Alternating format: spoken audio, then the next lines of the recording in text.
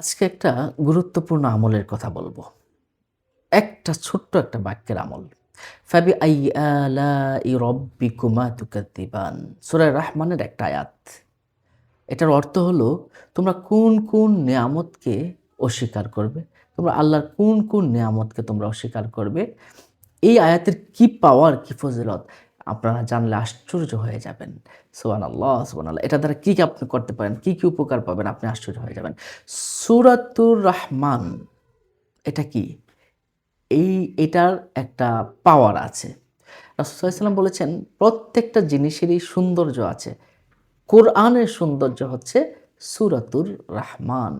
সুবহানাল্লাহ, সুবহানাল্লাহ। সূরা রাহমান হচ্ছে এই অ্যা একটা কোরআন শরীফের সৌন্দর্য। কত সুন্দর করে আল্লাহ পাক রব্বুল আলামিন এই সূরাতুর রাহমান কিন্তু নাজিল করেছেন। আল্লাহু আকবার, আল্লাহু আকবার। তো এই সূরাতুর রাহমান পাঠ করলে আল্লাহ আপনার উপর রহমত বর্ষণ করেন, জাহান্নামের দরজাটা বন্ধ করে দেন। কিয়ামতের মাঠে আপনার চেহারাটাকে সুন্দর করে উঠাবেন। প্রতিদিন যদি আপনি একবার করে তেলাওয়াত করেন, মানুষ আপনাকে সম্মান করবে, মানুষ আপনার কথা শুনবে। নিয়মিত যদি এটা পড়েন, তাহলে আপনার সার্বিক মঙ্গল হবে। সুবহানাল্লাহ, সুবহানাল্লাহ। সম্মানিত দর্শক ও শ্রোতা, আরেকটা এই সূরা পড়লে যেটা সবচেয়ে বেশি উপকার হবেন, এটা হলো এই সূরাটা যদি আপনি অর্থ সহকারে বা এমনিতেই যদি পড়েন, হ্যাঁ? তাহলে আপনার মানসিক অস্থিরতা দূর হবে, দুশ্চিন্তা দূর হয়ে যাবে, আপনার উদ্বেগ দূর হয়ে যাবে, চিন্তা দূর হয়ে যাবে, আপনার হৃদয়টা শান্ত হয়ে থাকবে। সুবহানাল্লাহ, সুবহানাল্লাহ। একটা পাওয়ারফুল একটি সূরা। আপনি অ্যা এই যে সূরাটা আপনি পড়লেন এটা আমরা জানলাম। এখন আমরা ফাবিআইয়ি আলাই রাব্বিকুমা তুকাযযিবান এটা পড়লে কি হয়? আমরা ৩ টা বিষয় বলবো। আর ১ নাম্বার হলো আপনি যদি সকালে আপনি যদি ৩৩ বার আপনি যদি ফাবিআইয়ি আলাই রাব্বিকুমা তুকাযযিবান পড়েন, আপনি যদি দোয়া করেন আল্লাহ পাক দোয়া কবুল করবেন। সুবহানাল্লাহ, সুবহানাল্লাহ। ২ নাম্বারে যে আমলটা আমরা বলবো, দেখুন আমি এই বিষয়টা একটু জানিয়ে দিতে চাচ্ছি।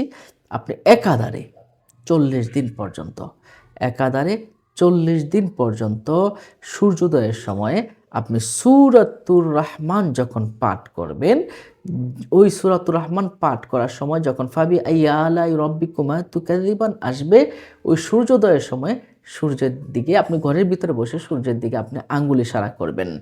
এভাবে আপনি প্রত্যেকবার ফাবিআইয়ি আলাই রাব্বিকুমা তুকাযযিবান বলে আঙ্গুল ইশারা করবেন। শাহাদাত আঙ্গুল দ্বারা আপনি আঙ্গুল ইশারা করবেন। মানুষসহ যাবতীয় পশু পাখি সবাই আপনার কথা শুনবে। আপনার মাঝে, মাঝে ঈর্ষা হয়, একজন ভালো মানুষ তার কথা সবাই শুনে, আমার যদি এমন হতো। এই আমলটা করলে আপনার কথা সবাই শুনবে। একাধারে ৪০ দিন যদি আমলটা করতে পারেন, সকালবেলায় আপনি সূরা রাহমান পাঠ করবেন। যখন ফাবিআইয়ি আলাই রাব্বিকুমা তুকাযযিবান আসবে, সূর্যের দিকে ইশারা করবেন। সূর্যের দিকে শাহাদাত আঙ্গুল দ্বারা ইশারা করবেন। আঙ্গুল দ্বারা ইশারা করার সাথে, সাথে আপনি আপনার এরপরে আপনি দেখবেন যে আপনার মানুষসহ যাবতীয় পশু পাখির আপনার কি হয়েছে? বাধ্য হয়ে গেছে। তারা আপনার কথা শুনছে, অনুগত হয়ে গেছে। সুবহানাল্লাহ, এটা পরীক্ষিত একটি আমল।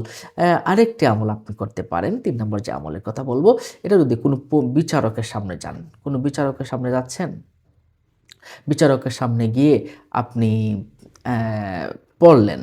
বিচারকের সামনে গিয়ে ফাবিআইয়ি আলাই রাব্বিকুমা তুকাযযিবান, ফাবিআইয়ি আলাই রাব্বিকুমা তুকাযযিবান, ফাবিআইয়ি আলাই রাব্বিকুমা তুকাযযিবান ৩ বার পড়লেন, বিচারকের সামনে গেলেন, একটু দূর থেকেই ফু দিলেন।